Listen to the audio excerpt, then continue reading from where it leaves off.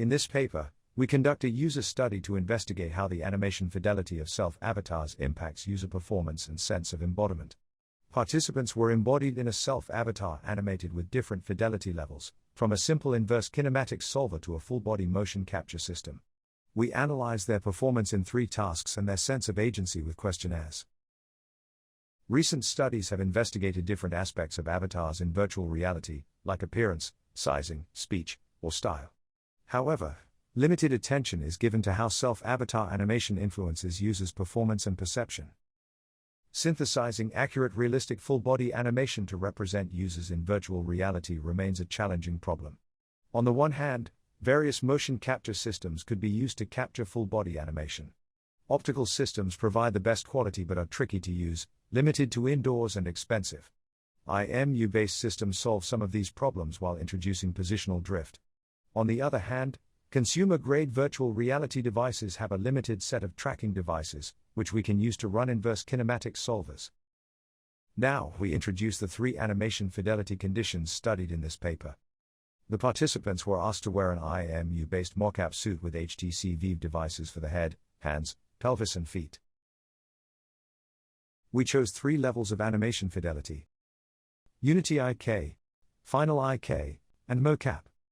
We first animate the avatar with a slightly modified version of Unity's built-in IK. This solver does not consider the entire body when finding a pose but independently solves the different limbs. Next, we use Final IK, a full-body IK solver that overcomes the limitations of Unity IK. Finally, the highest animation fidelity tested is using the IMU-based X-sensor window system. We evaluate the influence of animation fidelity using 3 distinct tasks. For each condition, participants perform the 3 tasks in a fixed order. Conditions order is determined by a balanced Latin square. At the end of each condition, participants complete an embodiment questionnaire. The first task focuses on direct interaction between the lower body and the virtual environment. It consists of walking and lifting the knees to avoid colliding with spike-like obstacles while stepping on small platforms.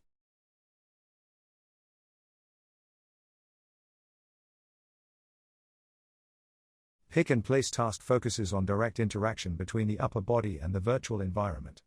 It consists of picking up objects and placing them at specific target locations while avoiding collisions between the arm and the nearby obstacles.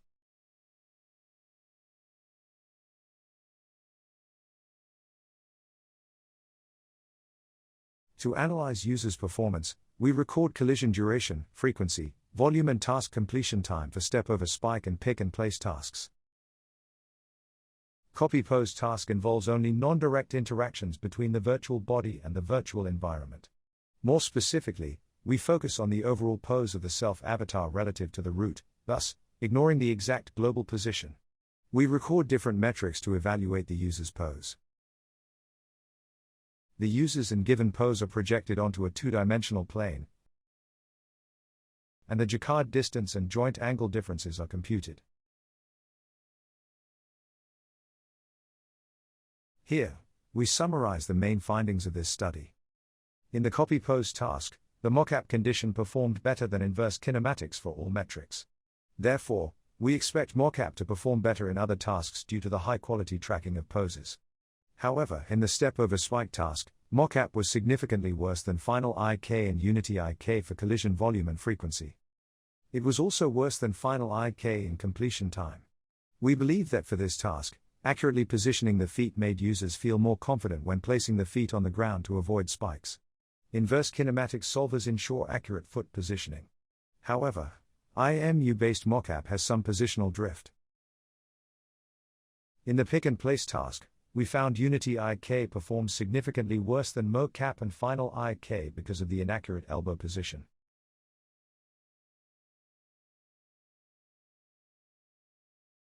Users also took significantly longer to complete the task with Unity IK than Final IK. When comparing Final IK and mocap, the additional tracking data for the elbows in mocap did not help the participants achieve better performance in terms of collision avoidance in the pick and place task. We believe one of the reasons mocap didn't outperform Final IK is the inaccurate end effector position. The data collected from the copy-pose task showed that the arm part has a significantly higher angle error than the legs or spine. Also, when comparing questions related to arms and legs, users felt they had lower agency for the arms than legs. One possible explanation is that the upper body has a more extensive motion range than other parts. The questionnaire showed no differences between final IK and mocap.